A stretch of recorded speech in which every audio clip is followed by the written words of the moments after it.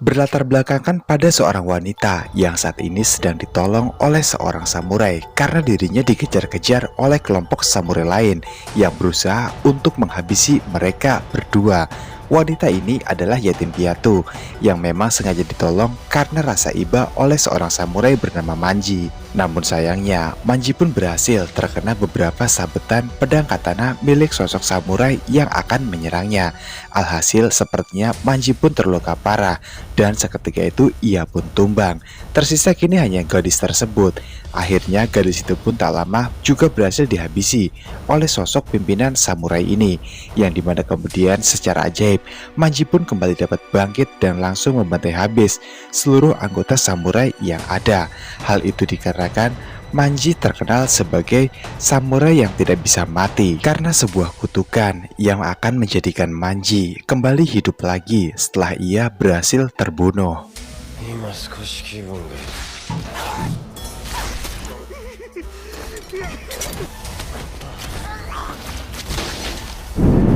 Cerita kemudian bergeser pada sebuah rumah. Di sana terlihat seorang gadis bernama Rin yang saat ini sedang tertidur di pangkuan sang ibu dengan penuh kehangatan.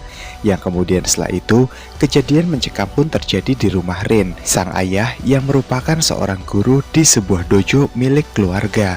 Saat ini sedang diserang oleh sekelompok samurai dan memiliki dendam lain, walaupun mereka berdua sejatinya adalah sama-sama belajar dalam satu perguruan pedang yang sama. Namun tepat di depan mata kepala dari Rin, ayahnya pun tewas dibantai oleh pemimpin kelompok samurai tersebut. Dan setelah itu sang ibu pun diperkoas secara bergantian oleh para kelompok samurai tersebut. Yang untungnya Rin pun berhasil pergi dari tempat itu dengan selamat, sehingga nasibnya pun masih jauh lebih beruntung dibandingkan dengan nasib kedua orang tuanya. Beberapa waktu pun telah berlalu dan Rin telah berhasil memakamkan ayahnya, dan di sini ia pun sangat menyesal jika mengingat peristiwa mencekam yang terjadi di malam itu.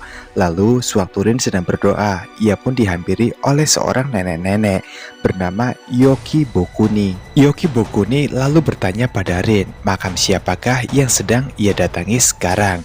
Rin dengan sangat lugu pun menjawab jika ini adalah makam dari sang ayah yang telah dihabisi oleh kelompok samurai dengan cara yang sangat keji. Rin juga mengatakan saat ini dalam hatinya hanya ada satu keinginan, yaitu membalaskan dendam atas kematian ayahnya tepat di hadapan mata Rin itu sendiri. Yoki Boguni kemudian bertanya, apakah untuk itu kau sudah memiliki sebuah keterampilan berpedang? Rin pun mengatakan jika walaupun sang ayah dulunya adalah guru pelatih dojo, tetapi ia sama sekali tidak memiliki teknik yang mumpuni untuk membalaskan dendam atas kematian sang ayah itu. Kemudian nenek tua itu pun berkata, jika begitu keadaannya, maka ada satu bantuan yang aku rasa bisa untuk membantumu. Sang nenek ini pun menyarankan Rin untuk meminta bantuan pada seorang samurai legendaris, yaitu Manji, karena dirumorkan jika samurai ini adalah sosok samurai yang terkenal sangat kejam, brutal, dan juga sangat beringas dalam menghabisi orang-orang yang berdosa. Hal itu dikarenakan Manji memiliki sebuah kutukan, dirinya tidak bisa mati sebelum menghabisi 100 orang berdosa sebagai hukumannya. Rin pun menerima tawaran itu. Setelah itu mereka pun berpisah, sementara Rin melanjutkan perjalanannya untuk mencari seorang Manji. Hari demi hari, Rin selalu berkunjung ke sebuah tempat untuk mencari keberadaan samurai legendaris tersebut yang dirumorkan tidak bisa mati. Namun beberapa orang yang ia tanyai, tidak ada satupun yang tahu pasti di manakah Manji tinggal. Hingga karena terlalu lelah, Rin pun saat ini berjalan di tengah hutan, dan di sana ia pun menemukan sebuah gudang terbengkalai. Tak butuh banyak alasan, Rin pada akhirnya kelelahan memutuskan untuk beristirahat di tempat itu. Dan keesokan paginya ia pun melihat ada sesosok samurai yang saat ini sedang membelah kayu dengan cara yang sangat menakjubkan. Rin segera bertanya, apakah ia adalah Manji? Singkat waktu pada akhirnya Manji pun berkata jika dirinya memang Manji yang sedang dicari oleh Rin. Tanpa banyak bicara, Rin langsung menjelaskan terkait maksud kedatangannya untuk menemui Manji. Dan di sini Manji pun menolak dengan tegas karena menurutnya sebagai seorang samurai sejati seperti dirinya, untuk menghabisi para korban, Manji harus memiliki latar belakang dan juga alasan yang sangat kuat dan juga relate dengan kehidupannya. Namun Rin bukan siapa-siapa yang harus ia tolong. Di sini ia pun menolak, walaupun Rin akan membayar Manji dengan bayaran tinggi. Manji sama sekali tidak tertarik dengan uang yang akan diberikan oleh Rin sebagai imbalannya. Tak peduli seberapa keras dan juga payah usaha Rin untuk meminta bantuan kepada Manji menghabisi 30 orang yang telah membantai ayahnya dengan sangat sadis.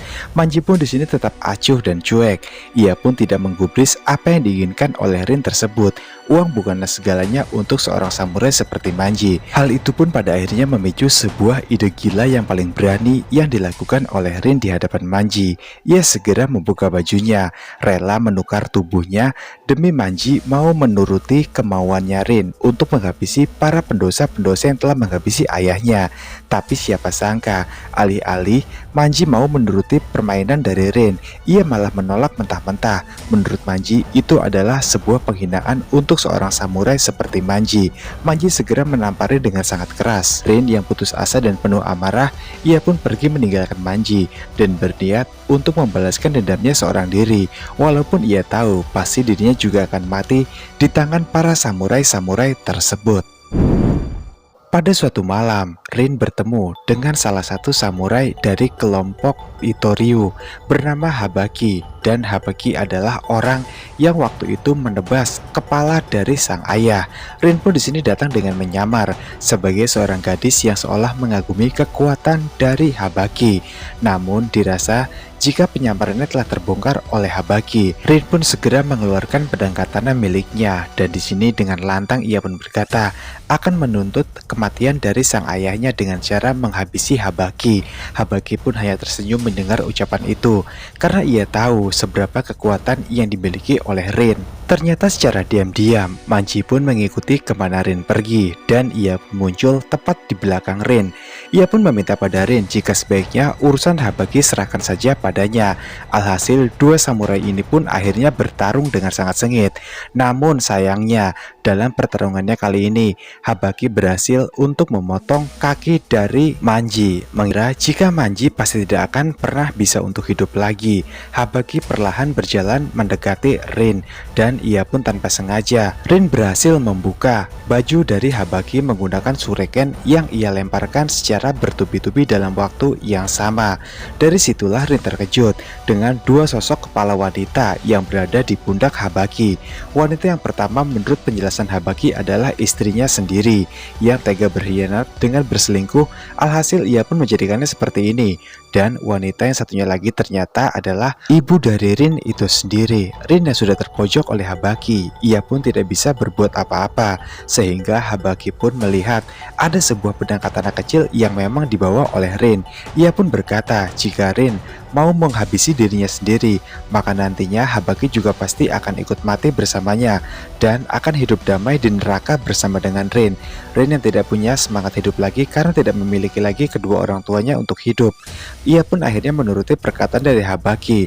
Namun untungnya di waktu yang tepat, Manji pun langsung kembali dapat bangkit dan menghujamkan pedang katananya tepat ke jantung Habaki hingga ia pun tewas. Manji kemudian menyuruh Rin untuk mengambil kakinya yang telah terputus, dan Rin hanya bisa mengiyakan menuruti setiap perkataan dan arahan yang ditunjukkan oleh Manji padanya. Namun keanehan pun terjadi. Pada saat itulah kaki Manji secara otomatis tersambung dengan sendirinya. Sewaktu Rin bertanya pada Manji tentang kejadian ini, Manji hanya berkata jika di dalam dirinya ada sebuah cacing suci yang hidup, yang dimana dengan bantuan cacing suci itu Manji tidak akan pernah bisa untuk dihabisi oleh siapapun.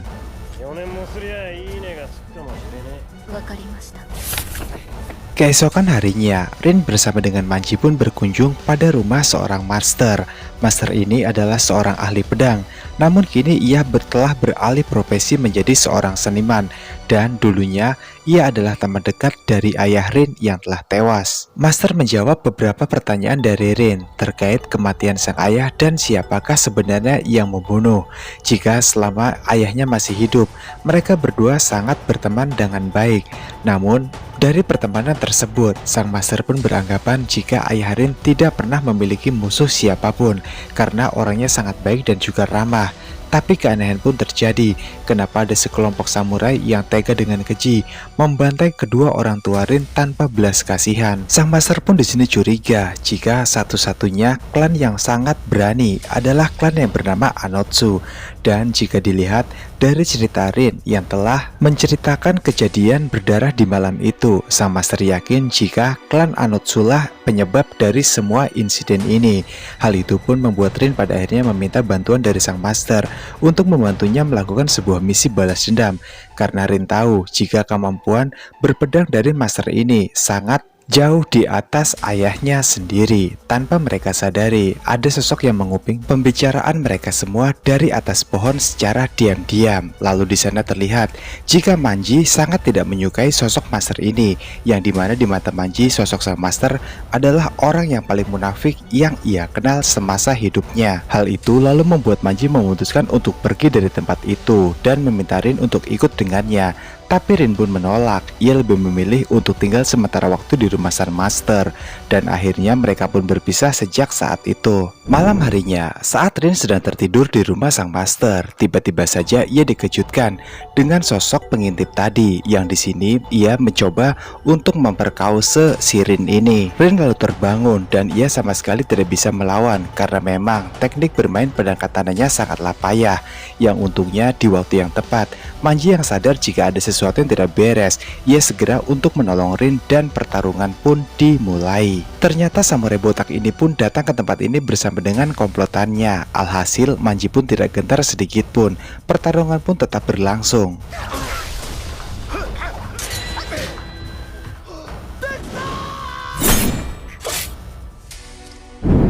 Setelah pertarungan itu berakhir, Rin pun mengunjungi sebuah toko pedang di kota untuk mencari sebuah pedang katana agar nantinya ia dapat pergunakan sebagai senjata dalam pertarungannya.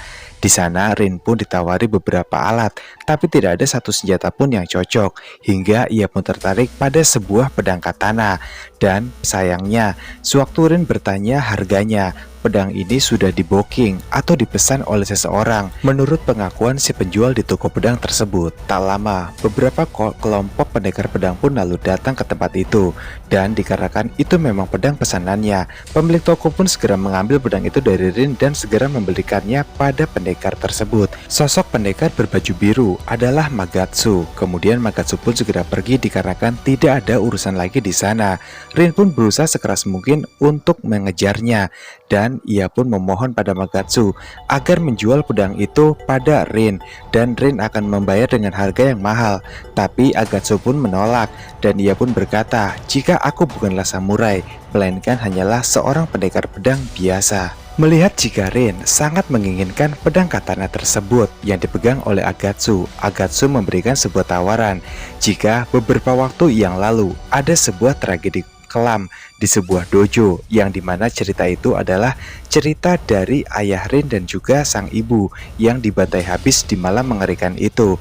Lalu Agatsu meminta pada anak gadisnya yang belum diketemukan dan tidak diketahui keberadaannya agar Rin dapat juga menghabisinya. Jika Rin berhasil untuk melakukan semua itu, nantinya pedang katana ini akan Magatsu berikan pada Rin secara cuma-cuma sebagai hadiahnya. Rin pun hanya diam karena sosok yang ingin dihabisi tak lain adalah dirinya sendiri. Singkat cerita, Rin pun menceritakan terkait kejadian ini semuanya kepada Manji. Manji pun tak terima jika keselamatan Rin terancam oleh rumor-rumor yang tidak berguna menurut Manji. Tanpa banyak bicara, Manji langsung mencari sosok yang tadi membuat masalah bersama dengan Rin. Singkat waktu pada akhirnya mereka pun bertemu di sebuah hutan. Manji tak banyak bicara, langsung menyerang sosok ini, yang dimana sebelum itu ia telah mengaku terlebih dahulu jika pasti wanita tadi yang meminta Manji untuk merebut pedang katana itu darinya.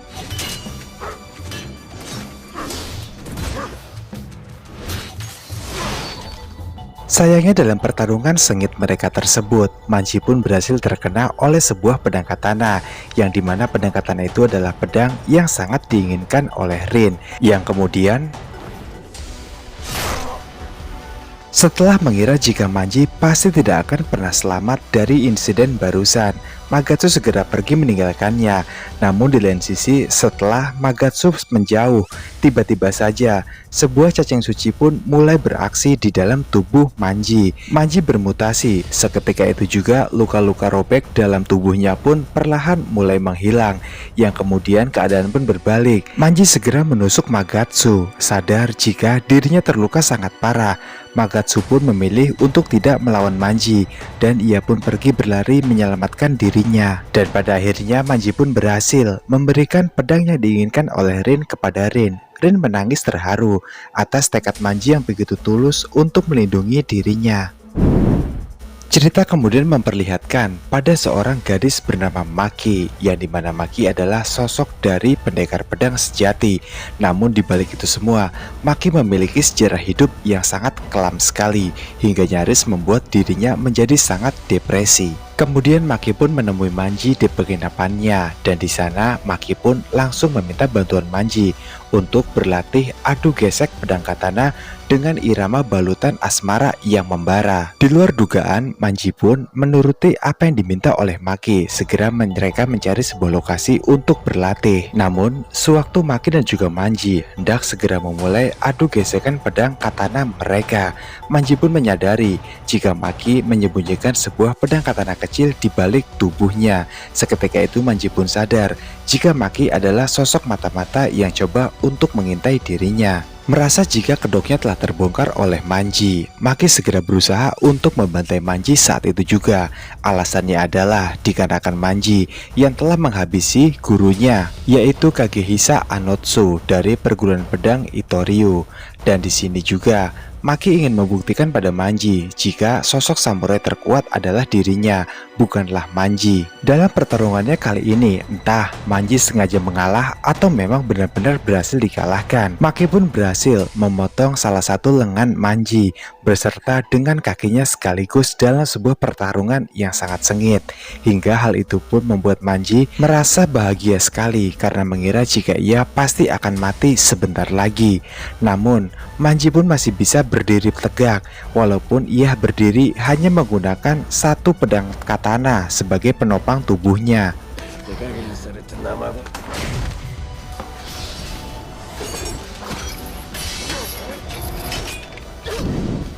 Dan pada akhir pertarungan itu, Maki pun berhasil benar-benar mengalahkan Manji. Di sini Manji terluka cukup parah dengan sabetan pedang katana di sekujur tubuhnya. Posisi ini juga menguntungkan Maki. Ia dapat sewaktu-waktu untuk menghabisi Manji dengan memenggal kepalanya kapanpun Maki mau. Kemudian di hadapan Manji yang saat ini sedang sekarat, Rin pun berdiri tegak di hadapan Maki dengan memegang sebuah pedang katana pemberian dari Manji. Ia pun lalu menceritakan terkait peran Manji selama ini dalam membantu misi balas dendamnya. Rin juga bercerita terkait kematian dan juga pembantaian keluarganya oleh sekelompok samurai yang tidak bertanggung jawab. Mendengar cerita dari Rin tersebut, Maki pun memutuskan untuk pergi begitu saja dari tempat itu, membiarkan Manji tidak mati dan tetap hidup. Dikarenakan apa yang dialami oleh Rin sama persis dengan apa yang dialami oleh Maki. Hari berikutnya, Rin pun berlatih teknik pedang bersama dengan Manji. Lemparan pedang pada sebuah pohon dirasa Manji sangatlah payah dan masih sangat jauh. Jika Rin ingin melakukan sebuah misi balas dendam, Manji kemudian memberikan sebuah pedang katana pada Rin dan mengajak Rin untuk berlatih dengannya. Namun sekali lagi, latihan itu pun terkesan sangat payah. Manji merasa jika Rin masih sangat jauh untuk dapat dibilang sebagai pendekar pedang. Hari yang sudah siang membuat Manji pada akhirnya mengatakan pada Rin jika ini adalah waktu yang tepat untuk mereka makan siang. kembali mengisi energi dari seharian berlatih sedari tadi. Rin kemudian menuruti perkataan Manji. Jagung bakarlah menu makan siang mereka kali ini. Setelah makan, Manji pun memutuskan untuk beristirahat sejenak. Sementara Rin kembali menyusuri hutan merenungi semua yang telah terjadi. Ia tidak bisa percaya ayahnya yang merupakan guru dari sebuah dojo, tapi bakat itu sama sekali tidak dapat menurun kepada Rin. Dalam perjalanan pulangnya, Rin tanpa sengaja bertemu dengan seseorang yang sedang berlatih di sebuah pondok miliknya. Rin mengamati orang itu sejenak, hingga akhirnya sosok itu pun akhirnya sadar jika ada yang memperhatikannya dari balik pepohonan. Rin pun menjadi terkejut seketika. Ia tahu mungkin saja orang itu akan menghabisinya. Rin teringat pada ucapan Manji beberapa waktu yang lalu jika ingin balas dendam bersama dengan para musuh-musuh yang telah menghabisi orang tuanya. Rin tidak boleh menjadi sosok wanita yang lemah. Ia harus berani. Alhasil Rin memutuskan untuk bertarung melawan sosok tersebut. Ia memberanikan diri menampakkan wujudnya tepat di hadapan sosok misterius itu.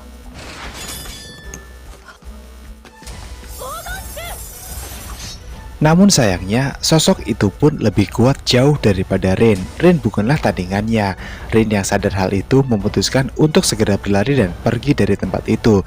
Tapi sayangnya, orang itu pun berhasil melemparkan kapak miliknya tepat mengenai Rin, hingga pada akhirnya membuat Rin terjatuh dan tidak bisa lagi untuk bergerak. Segera Rin pun digantung dan ditanyai apa maksudnya mengintainya dari kejauhan. Setelah Rin melihat sosok itu dari dekat, ia pun sadar jika sosok ini adalah salah satu orang yang telah menghabisi ayahnya pada malam itu. Rin kemudian bertanya apa alasannya bersama dengan kelompoknya itu melakukan semua ini. Sosok ini bernama Kagehisa.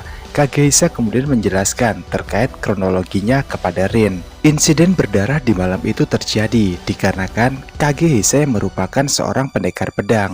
Pasukan gabungan Oda Nobunaga membawa lebih dari 3.000 senjata api ke Jepang untuk pertama kalinya dan berhasil memusnahkan unit kavaleri Takeda, tepatnya kurang lebih 200 tahun silam. Kakek dari Kagehisa dan juga kakek dari Rin, keduanya adalah pendekar pedang terampil yang bersaing untuk penguasaan penuh Muten Ichiryu. Dalam hal keterampilan berpedang, kakek dari Kagehisa adalah yang lebih unggul, namun penguasaan sepenuhnya diberikan kepada kakek Rin. Meskipun alasan tersebut hanyalah sebuah hal konyol semata, namun sekolah dojo itu adalah sekolah terkenal yang diimpikan, dan hal itu membuat kakek dari Kagehisa pun merasa malu karena ia merasa jika teknik pedangnya kurang dihargai. Bahkan yang paling parah jika keterampilan teknik berpedangnya selalu saja ditolak sampai detik ini. Dan semua itu akibat dari kakek Rin yang lebih dipilih untuk mewarisi teknik berpedang di label manapun.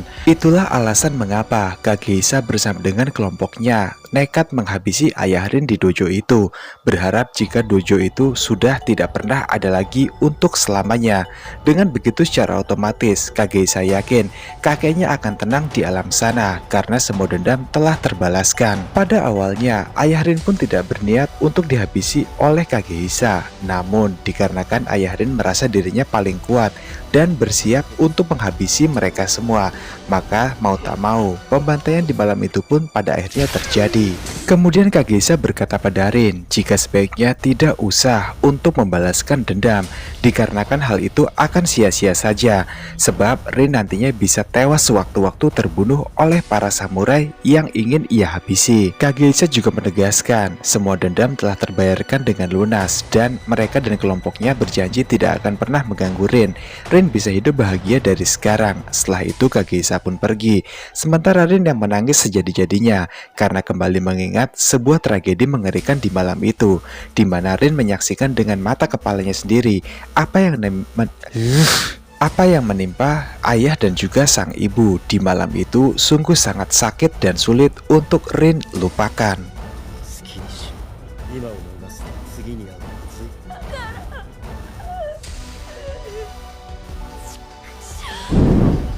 Keesokan harinya Rin pun kembali melanjutkan perjalanannya bersama dengan Manji. Kemudian Manji pun berkata pada Rin, sebaiknya mereka beristirahat dulu untuk mengisi energi mereka yang telah banyak hilang. Manji mengajak Rin untuk makan di sebuah kedai dango yang mereka temui. Namun, Manji pun yang memperhatikan ada sebuah perbedaan dari sikap Rin.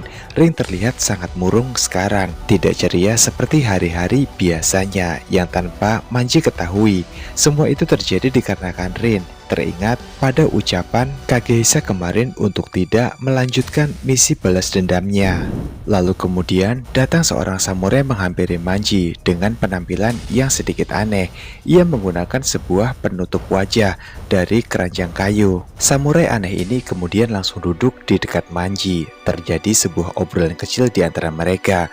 Ia lalu bertanya, "Bukankah kau Manji, pendekar pedang dari Itorio?" Pada Manji, samurai aneh ini juga memperkenalkan dirinya. Namanya adalah Eiko Shizuma. Akan tetapi dari perbincangan tersebut ada beberapa perkataannya yang menyinggung Manji. Shizuma menjelaskan jika Manji adalah samurai yang payah yang tidak bisa mati karena kutukan yang sampah. Ditambah lagi Shizuma juga mengaku jika ia adalah anggota dari klan yang telah menghabisi kedua orang tua dari Rin. Hal itu pun membuat Manji tanpa segan mengarahkan pedang katana miliknya tepat di leher Shizuma. Lalu kemudian mereka pun bertarung.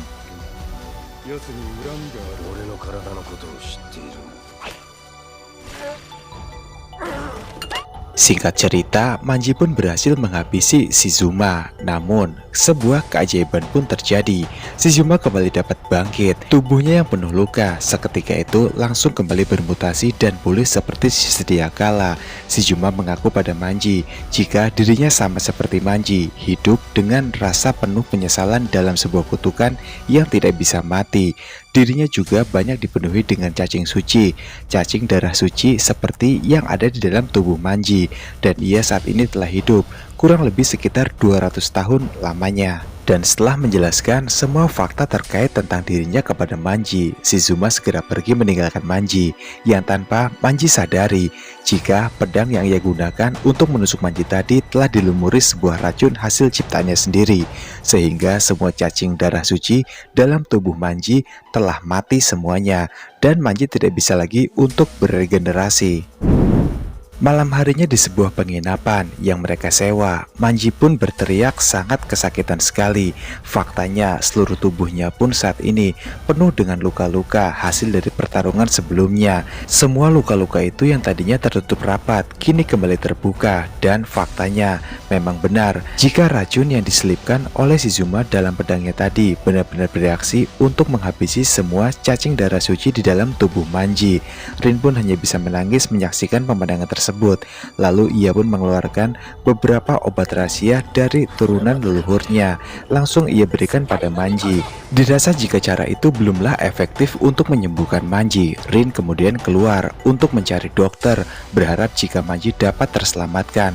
Menyadari hal tersebut, Manji pun melarang keras Rin untuk pergi meninggalkannya, dikarenakan jika Rin keluar dan pergi seorang diri, hal buruk pasti akan terjadi padanya. Tak peduli seberapa keras Rin dicegah oleh Manji, Rin pun tetap memutuskan untuk pergi. Di sebuah tempat pengobatan atau klinik, ia pun baru teringat jika Manji bukanlah orang biasa, maka pastinya dokter tidak akan berguna untuk dapat menyembuhkan luka-lukanya saat ini. Di waktu bersamaan, Yaobikuni kembali menghampiri Rin. Rin yang merasa jika ia adalah orang yang bisa untuk menyembuhkan Manji.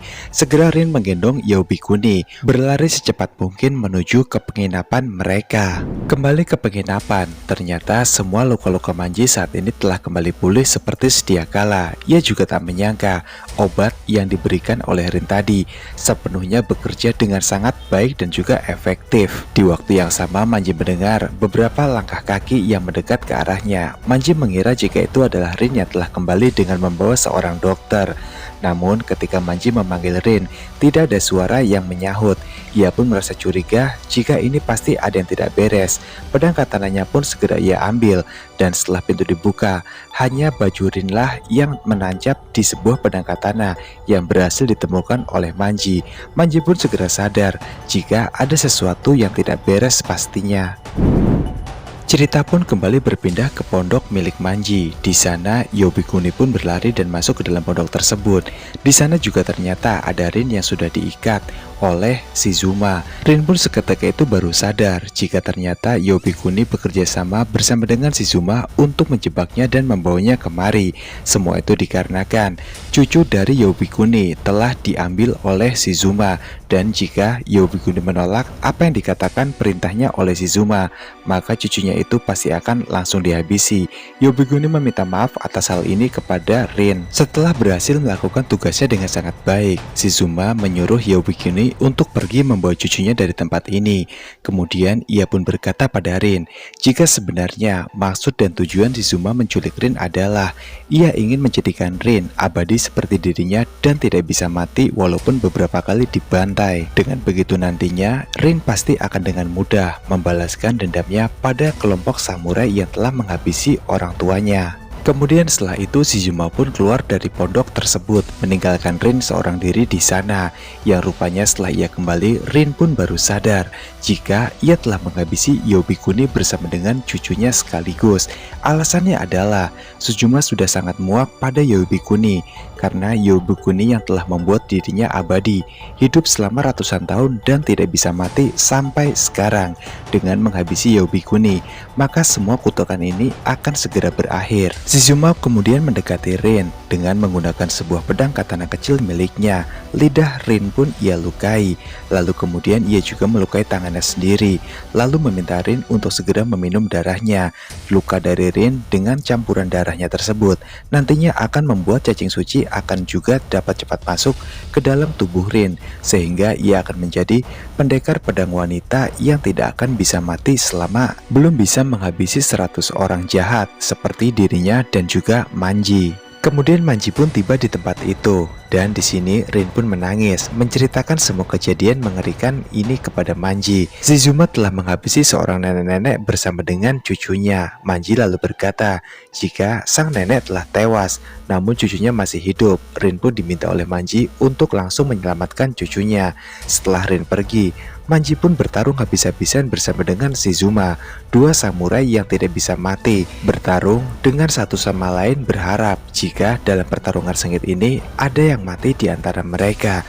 Mereka berdua telah bosan hidup lama di dunia ini tanpa bisa mengalami sebuah kematian. Setelah Rin berhasil menyelamatkan cucu dari Yobikuni, ia pun kembali memutuskan untuk kembali ke pondok tersebut. Sesampainya di sana, Rin pun terkejut karena melihat Manji dan Shizuma telah bertarung sangat sengit. Bahkan tubuh mereka juga telah terkoyak dan mustahil untuk dapat selamat.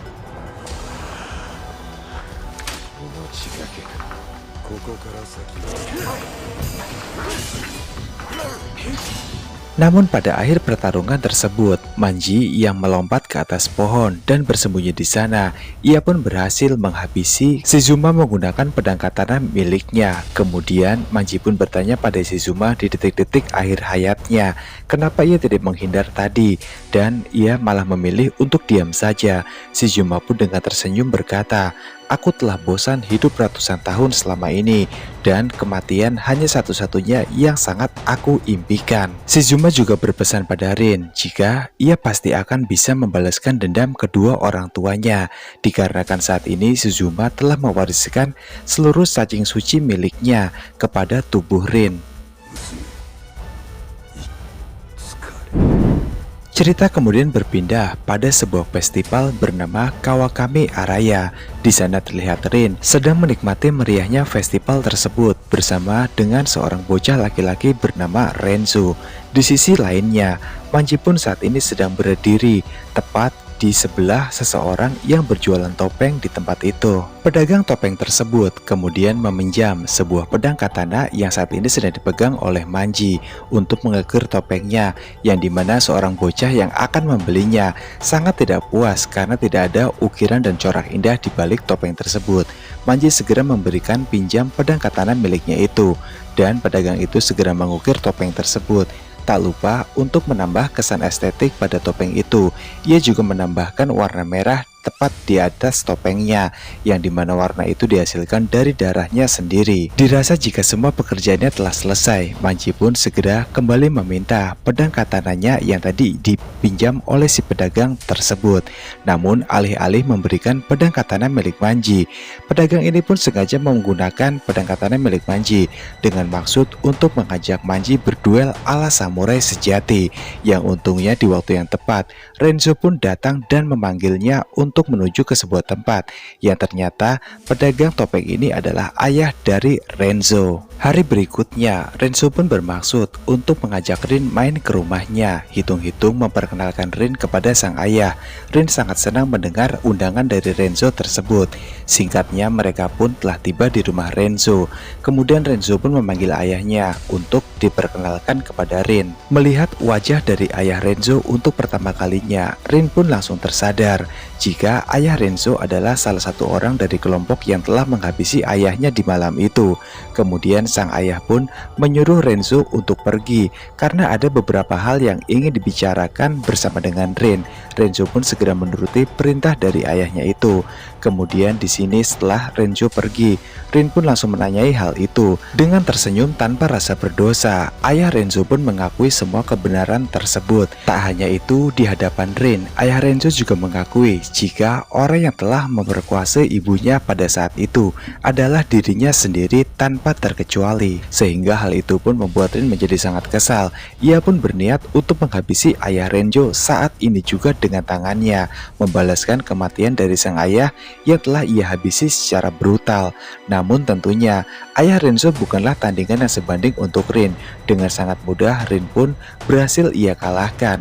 Lalu ayah Renzo mengukir wajah Rin seperti topeng-topeng yang telah ia produksi selama ini. Setelah itu ayah dari Renzo pun keluar, dan setibanya ia kembali di kamar tersebut, ia pun sudah mendapati jika Manji telah menggendong tubuh dari Rin yang saat ini sedang pingsan.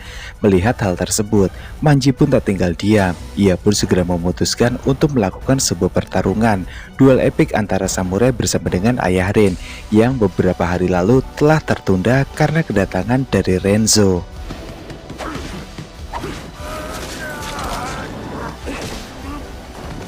Singkatnya, dari pertarungan tersebut, ayah dari Renzo pun berhasil dihabisi oleh Manji. Namun celakanya, Renzo pun datang di waktu bersamaan. Ia melihat dengan mata kepalanya sendiri jika Manji telah menghabisi ayahnya, yang tentunya apapun alasannya, ia tidak bisa membenarkan jika Manji itu tidak salah. Renzo pun sangat murka, lalu ia pun pergi. 3 hari kemudian, Renzo berhasil memakamkan ayahnya. Lalu di sana ia pun ditemui oleh Rin. Rin pun lalu menyampaikan rasa penyesalannya sangat dalam dikarenakan tidak bisa menyelamatkan ayah dari Renzo. Dalam rasa sedih yang sangat dalam, Renzo kemudian menjawab jika setelah ia kembali untuk mengambil ayahnya dan menguburkannya hari ini, tapi di sana ia tidak melihat Manji, yang itu artinya Renzo pun beranggapan jika Manji masih hidup dan pasti ia akan menuntut balas atas kematian ayahnya kepada Manji. Mendengar penjelasan dari Renzo, Rin kemudian berkata jika sebenarnya Manji sudah mati dan ia sendiri yang menguburkan Manji. Rin kemudian mengajak Renzo untuk datang ke pemakaman Manji. Di sana ia pun melihat jika Manji benar-benar sudah mati. Barulah Renzo merasa puas.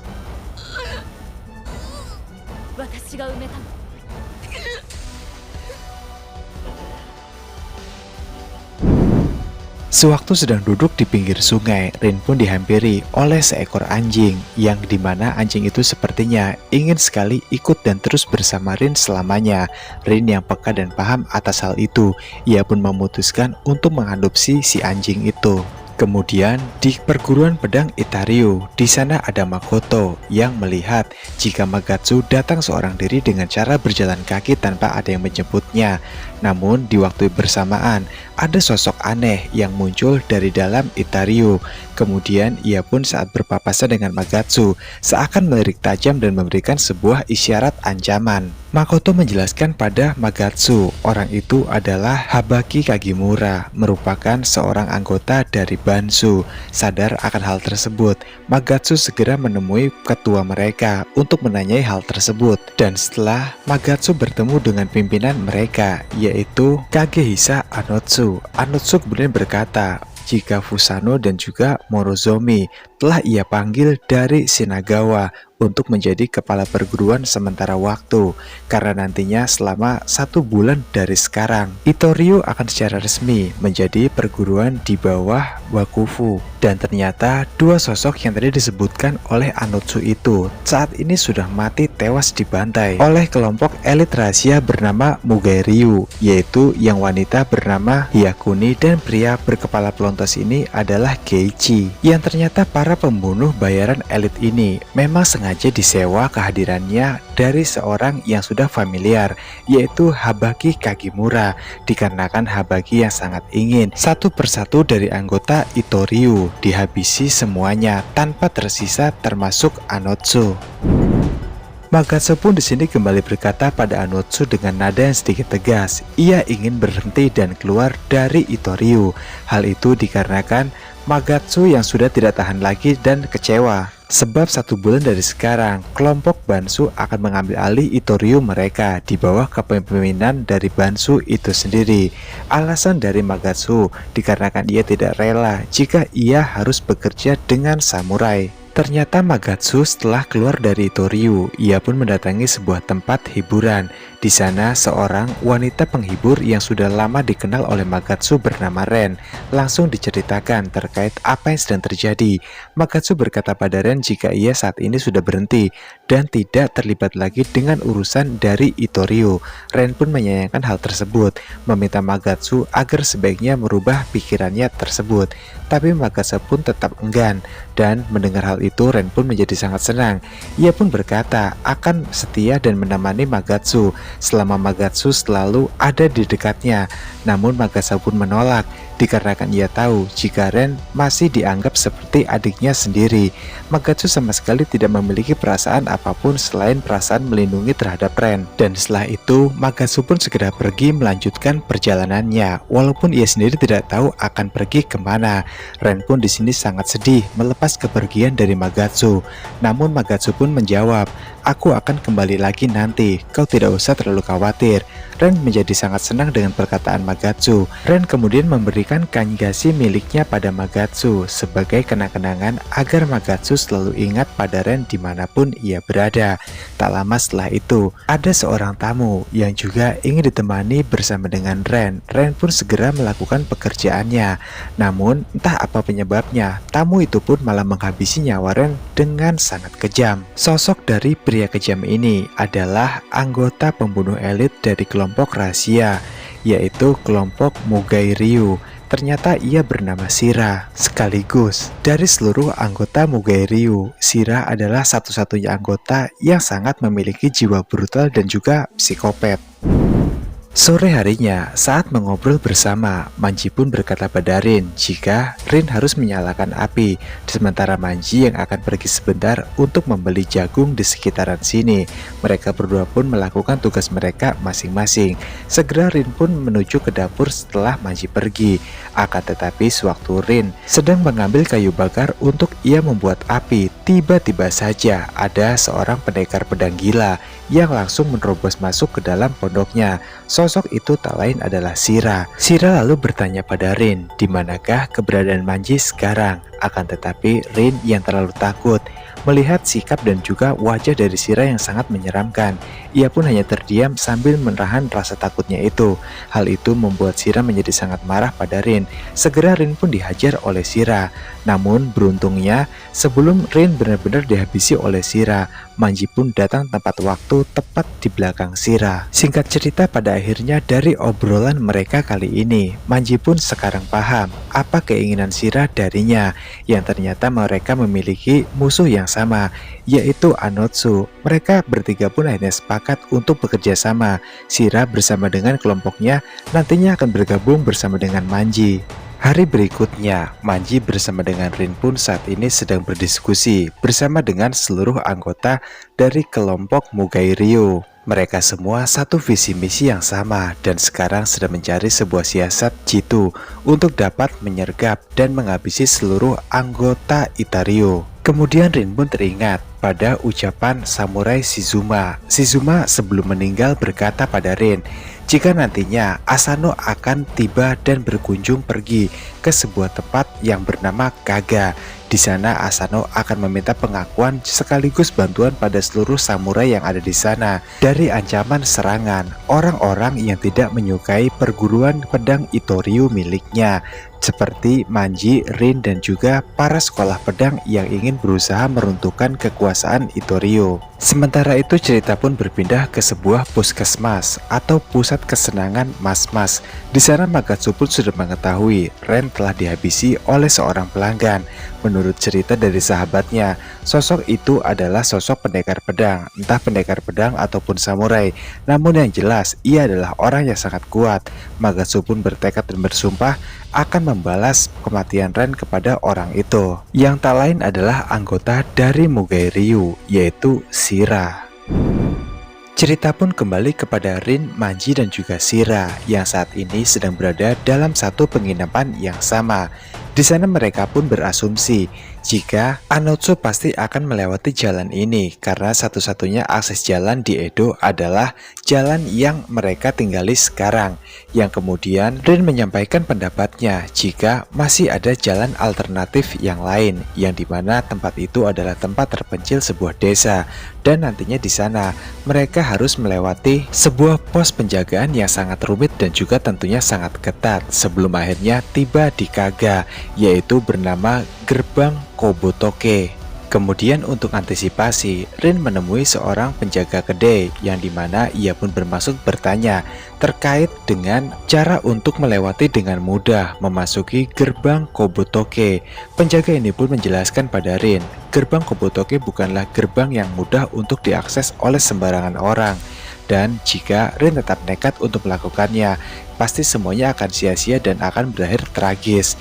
Rin yang tak ingin memperpanjang masalah ini karena penjaga wanita ini sangat curiga terhadap Rin. Ia pun memutuskan untuk segera pergi saja dari tempat itu. Hari berikutnya, semua kelompok pun berpencar untuk mencari keberadaan dari Anotsu. Dikarenakan Anotsu di sini jumlahnya tidak hanya satu, banyak Anotsu palsu yang menyamar. Namun agar tidak kecolongan, mereka pun membututi para Anotsu palsu itu. Terkecuali Manji, ia lebih memilih untuk bertindak sendirian saja tanpa melibatkan orang lain. Satu persatu dari mereka pun pada akhirnya dibantai dan tidak ada satupun yang asli. Bersama dengan Shira, Rin rupanya juga mengikuti Anotsu yang ia yakini itu adalah yang asli. Namun setelah diselidiki lebih dekat lagi, ternyata ia hanyalah seorang wanita yang menyamar menjadi Anotsu. Semua ini adalah rencana dari Anotsu agar keberadaannya tidak terdeteksi oleh siapapun. Hal itu pun membuat Shira menjadi sangat murka. Pedang katanya segera ia keluarkan. Dua orang pendekar pedang yang ingin membela wanita itu tak luput dari amarah Shira, dan di sini kita pun bisa menyaksikan dengan mata kepala kita betapa psikopatnya seorang Shira yang merupakan seorang ahli pedang atau bahkan samurai yang berusaha untuk membantai siapapun tanpa ampun. Tak cukup sampai di situ, di sini Shira pun juga bermaksud untuk memperkuasa wanita tersebut dikarenakan ia telah membohongi Shira, membuat Rin pun menjadi sangat murka dan juga ingin menghabisi Shira saat itu juga. Shira pun dengan mudahnya menangkis sebuah pedang katana yang akan diserangkan padanya dari Rin, hingga hal itu pun membuat Rin sedikit panik sebab ia tahu Rin tidak akan bisa untuk menghadapi Shira dalam situasi seperti ini. Alhasil di waktu yang tepat, Manji pun lalu datang dan langsung menyerang Shira hingga tangannya pun terputus. Manji, Shira, dan juga Rin memutuskan untuk berlari ke dalam hutan menghindari kejaran dari para pemerintah. Lebih tepatnya para pasukan pemerintah yang bertugas untuk berjaga dikarenakan rute ini adalah rute jalan utama. Beberapa waktu kemudian Rin pun terkejut karena saat ini poster dirinya dan juga Manji sudah terpampang jelas sebagai buronan, mendapatkan imbalan 10 ryu untuk menangkap mereka berdua dari pemerintah dikarenakan kekacauan yang terjadi. Dan dua orang inilah yang dicurigai sebagai tersangka utama. Saat ini dalam benak Rin hanya ada satu-satunya orang yang mungkin bisa menolongnya, yaitu wanita pemilik kedai makanan. Segera Rin pun datang ke sana dengan keadaan yang sangat lusuh. Pada akhirnya, setibanya di sana, pemilik kedai makanan wanita ini pun menjadi iba dan ia pun memberikan cara agar Rin dapat masuk ke dalam gerbang Kobotoke dengan selamat, yaitu dengan cara Rin harus menyamar, mengubah penampilannya agar tidak diketahui oleh banyak orang yang tidak benar-benar mengenalnya. Akhirnya Rin pun setuju dan mengganti pakaiannya. Dengan kimono ini, Rin pun memulai perjalanannya. Hingga di dekat gerbang, ia pun menghampiri sebuah penginapan. Di sana, pada seorang pemilik penginapan bernakaya dan juga istrinya. Rin pun menjelaskan maksud dan juga inti tujuannya datang kemari. Ia meminta bantuan Nakaya agar dapat dibawa masuk ke dalam gerbang Kobotoke dengan selamat agar nantinya Rin bisa melanjutkan perjalanan menuju ke Kaga. Dan di sini Rin pun juga meminta Nagayama harus mengakuinya sebagai keponakan atau masih famili dan juga kerabatnya dengan imbalan yang akan diberikan oleh Rin sebanyak 21 ryu. Singkatnya Nagayama pun setuju dan mereka pun mulai berjalan masuk ke dalam gerbang tersebut. Namun sesampainya di sana, seorang komisaris pun menaruh rasa curiga kepada Rin karena bagaimanapun Nagayama menjelaskan sang komisaris sudah banyak tahu bagaimanakah seluk-beluk dari Nagayama dan menanyakan lagi apakah ia adalah benar-benar familinya. Hal itu pun membuat sang komisaris kemudian memberikan beberapa tes kepada Rin dan Nagayama tidak boleh ikut bicara. Namun dikarenakan Rin yang sudah di briefing sebelumnya dan banyak diberitahu oleh istri Nagayama, akhirnya ia pun dapat menjawab semua pertanyaan dari sang komisaris dengan sangat benar. Setelah berhasil melewati gerbang Kobotoke, Rin pun akhirnya merasa lapar. Dan dikarenakan di sana tidak ada tempat menjual makanan, satu-satunya hal yang bisa Rin lakukan sekarang adalah memancing, berharap ada ikan besar yang dapat memakan pancingnya itu. Cerita kembali berpindah ke penginapan. Di sana Hyokurin yang sedang santai lalu didatangi oleh kelompok Itoryu yang dipimpin oleh Kinuka. Kinuka segera menyuruh seluruh anggotanya untuk membawa Hyokurin pergi dari tempat ini. Akan tetapi di sana ada salah satu temannya, yaitu Shinji. Shinji yang merupakan laki-laki yang menyukai Hyokurin. Ia pun mati-matian membela Hyokurin. Beberapa anggota dari Itoryu tewas dibantai oleh Shinji. Namun pedang katana dari Kinuka tidak bisa untuk ditangkis oleh Shinji. Akhirnya Shinji pun tewas di tempat itu.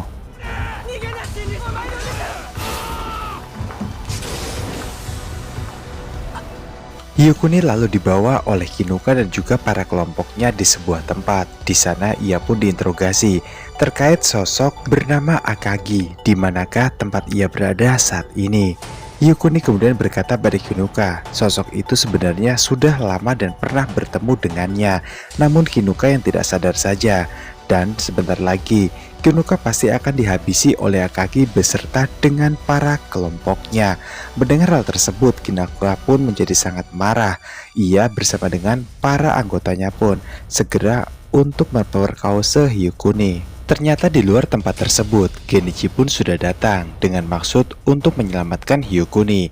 Satu persatu anggota dari Itoryu dihabisi oleh Genichi. Dan di lain sisi, ternyata Hyukuni sudah dapat melepaskan dirinya dari ikatan di tempat tersebut.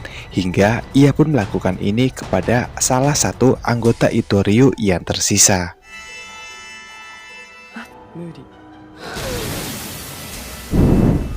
Di tempat yang berbeda, Manji bersama dengan Magatsu melanjutkan perjalanan mereka dikarenakan mereka memiliki tujuan yang sama, yaitu menuju ke Kaga. Pada akhirnya mereka pun berangkat bersama. Akan tetapi di tengah jalan, Shira bersama dengan para kelompoknya pun lalu muncul. Dan di sini Shira bermaksud untuk menghabisi Manji, membalaskan dendamnya dikarenakan Manji yang beberapa hari lalu telah memutuskan tangan Shira. Akan tetapi di sini melihat sebuah lambang yang digunakan di baju Shira, Magatsu pun segera paham jika Shira lah sosok yang telah menghabisi wanitanya, yaitu Ren. Magatsu kemudian langsung membabi buta menyerang Shira. Shira pun di sini bingung. Ia tidak tahu apa alasan dari Magatsu terus saja menyerangnya sedari tadi. Karena menurut Shira, jika dirinya sama sekali tidak punya masalah bersama dengan seluruh anggota Itoryu.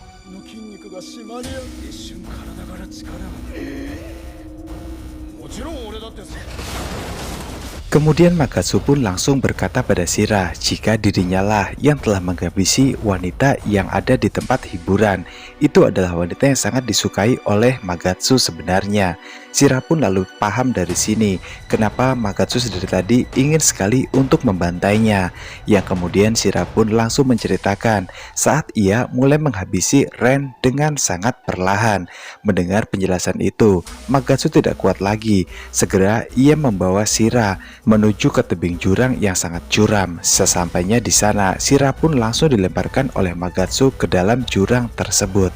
Cerita beralih ke sebuah tempat yang dekat dengan Kaga. Di sana ada Rin.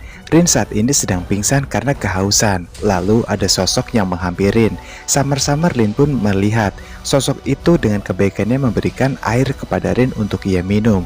Dan setelah Rin membuka matanya, ia pun terkejut karena sosok yang menolongnya tak lain adalah Anatsu, sosok yang ingin dihabisi oleh Rin. Di sini Anatsu meminta pada Rin agar sebaiknya melupakan dulu soal apa yang sedang ingin ia lakukan sekarang dan bersama-sama untuk pergi dari tempat ini karena tempat ini tidak aman untuk Rin berada. Beberapa jam berjalan menyusuri jalan setapak di tengah hutan. Pada akhirnya mereka pun singgah dan tiba di sebuah desa. Anotsu kemudian memberikan sejumlah uang pada Rin untuk Rin mencari makanan yang dapat ia makan.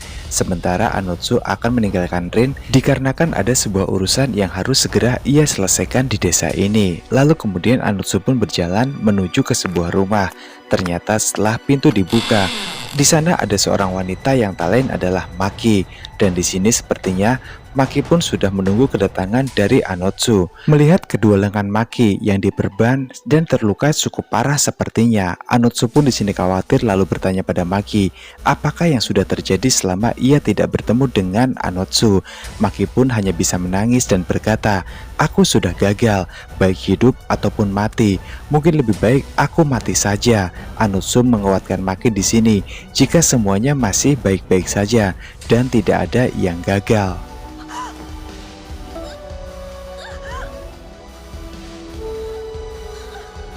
Setelah itu, Anotsu kembali melanjutkan perjalanannya dan rupanya Yes dari tadi sudah ditunggu oleh Rin. Kemudian mereka pun kembali melanjutkan perjalanan bersama. Di tengah jalan, Anotsu membuka mulut Rin yang sedari tadi terus saja berisik. Hal itu dikarenakan Anotsu sadar ada sosok yang mendekat ke arah mereka. Dan dikarenakan juga kondisi tubuh dari Anotsu saat ini sedang sakit dan tidak memungkinkan untuk melakukan sebuah pertarungan. Ia meminta bantuan Rin untuk bekerja sama. Rin dijadikan mancingan oleh Anotsu, sementara Anotsu yang diam-diam akan mengeksekusi mereka di balik kabut yang sangat tebal. Dan mereka pun kembali melanjutkan perjalanan mereka yang sempat tertunda. Melihat wajah Anotsu yang pucat, Rin pun bertanya, apakah ia sedang sakit? Namun dengan tegas, Anotsu menjawab jika dirinya baik-baik saja dan mungkin itu hanya halusinasi Rin saja yang melihat wajahnya saat ini sedikit pucat dari sebelumnya. Keesokan paginya, kondisi tubuh Anotsu pun semakin kian memprihatinkan. Bahkan ia sudah tidak sanggup lagi hanya untuk sekedar berdiri. Rin yang menyadari hal tersebut sedikit menjadi merasa panik. Lalu dengan kemampuannya ia pun mencoba mencari beberapa sumber makanan untuk makan Anotsu. Dan di sisi lain ada sekelompok orang yang menangkap Rin dan bertanya di manakah Anotsu berada. Komplotan ini adalah komplotan dari orang-orang yang telah dihabisi oleh Anotsu di hari sebelumnya. Melihat kondisi Anotsu yang seperti ini, orang-orang itu pun tertawa terbahak-bahak dan sangat puas. Kemudian pemimpin mereka pun menghampiri Anotsu dan bertanya apa yang sedang ia rasakan. Apakah mati adalah pilihan yang sangat baik? Mendengar perkataan tersebut, Rin pun tak tinggal diam. Rin mengatakan pada sosok itu jika ia adalah pendekar pedang yang sangat payah, sampah dan juga rendahan. Dikarenakan jika seorang petarung sejati pasti tidak akan mau untuk menghabisi lawan yang sudah tidak berdaya lagi. Namun mereka pun tidak memperdulikannya. Bahkan sang pemimpin pun memerintahkan semua anggotanya untuk sebaiknya menghabisi Rin saja. Tentunya Rin tidak bisa berbuat banyak di sini. Ia tahu jika mungkin ini adalah akhir dari hidupnya. Dikarenakan kemampuan berpedang Rin pasti tidak akan mampu untuk mengalahkan mereka semuanya. Untungnya di waktu yang tepat, ada sosok berjalan santai menuju ke arah mereka. Ternyata itu adalah Manji. Melihat Manji yang bak seperti dewa penolong bagi Rin, ia pun segera meminta tolong pada Manji untuk menghabisi para samurai-samurai sampah rendahan ini. Dan Manji pun hendak melakukan apa yang dikatakan oleh Rin, yang kemudian ada sebuah suara yang memanggil mereka. Ternyata itu adalah Magatsu. Rupanya Magatsu pun sengaja datang ke sini untuk menolong pemimpin Itoryu, yaitu Anotsu Kagehisa. Kedatangan Magatsu membuat Anotsu pun menjadi terharu. Ia tak menyangka jika Magatsu sangat setia sekali pada Itoryu dan juga dirinya. Namun semua itu pun belum berakhir, karena faktanya ada satu pendekar lagi yang datang untuk menolong Anotsu. Ia adalah Maki. Dan mengejutkannya, luka-luka di tangan Maki pun seketika itu menjadi pulih.